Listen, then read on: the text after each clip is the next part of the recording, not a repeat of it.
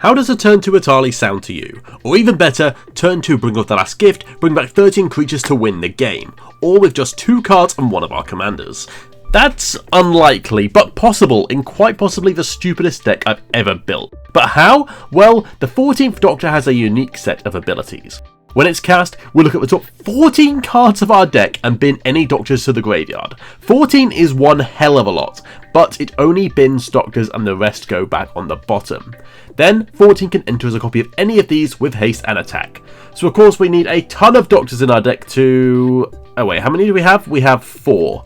So what's our chance to hit? Well, if ChatGPT is right about anything, it's still about a 50% chance. Not bad, but also not quite good enough. See, I started on the path to build this deck thanks to the Doctor's companion, Miss Clara Oswald.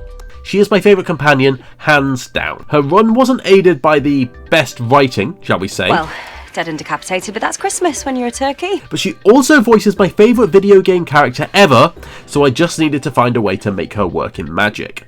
I've been trying for a while. You see, she doubled all Doctor's triggers, but the issue is, well, look at the Doctors. They are all a bit shit, and she's 6 mana, so it's a stretch. But I was determined. We need a fancy Doctor's gadget to see us through and save the day with this deck. Something to let our cards transform. I'll set the scene. We draw our 7, we smile and keep. This deck is power level 3, but we have a pre-game action. Reveal Leyline of Transformation. Name Doctor. Suddenly every creature in our deck is a Doctor. Turn 1, Birds of Paradise. Turn 2, 14th Doctor. We reveal the top 14 cards and now reveal an average of 6 creatures. We could get a Doctor like 7th and be happy, or something even better, like an Atali. Or an Atali. Or even better, a Karmic Guide, Reanimate the said Atali. Anyway, too many Atalis, but maybe we can even mill our anger and everything we get back can attack. Or we get a Wander and they all gain flying. On turn 2. Not bad, eh? No, we can think bigger. Enter the aforementioned bringer of the last gift. If we mill a good number of creatures with Enduring Courage, we could literally end the game on turn 2. Okay, so the stars need to align for this specific scenario, with a Leyline and a Mana Dork, but that's our magical Christmas land. Don't get me wrong, this deck is one massive meme, but so far it's worked surprisingly well, even if we have to use our backup Leylines in Massword Nexus and Arcane Adaptation some of the time as well. Not every game is a mulligan to Leyline. Actually, I've only done it once, but boy was that a fun game. So what happens when we don't go to Magical Christmas Land? Well, our actual game plan is rather similar, even if not exactly the same.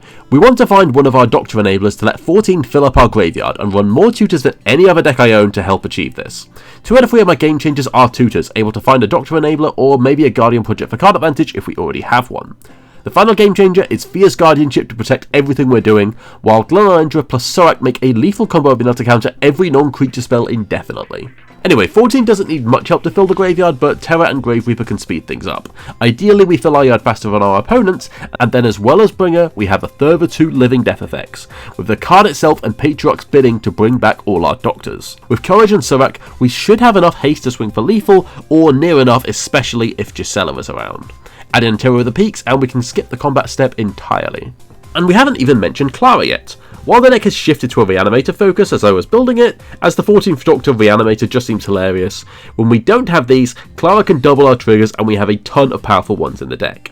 Shinobi lets us cast 4 cards, Zakama gives us double the mana on taps, CDC tutors for 2 cards, Clara finally gets to feel powerful, even if she's essentially a worse roaming throne for 2 more mana. She gets to sit in the command zone and that's pretty powerful. And if all else fails and we can't find any Doctor enablers, well, our commander can chill in the command zone and our deck essentially becomes a pile of good cards that we can cast the old-fashioned way.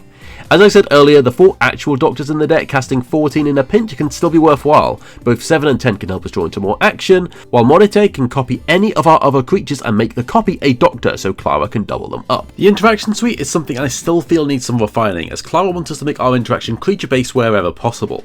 The aforementioned Glenalendra fits perfectly and Terra can interact in a pinch, but I've chosen my pet card Angel of Serenity to lead the charge, exiling a potential 6 threats, and Jill is a new pet card as she can answer anything and the art is gorgeous.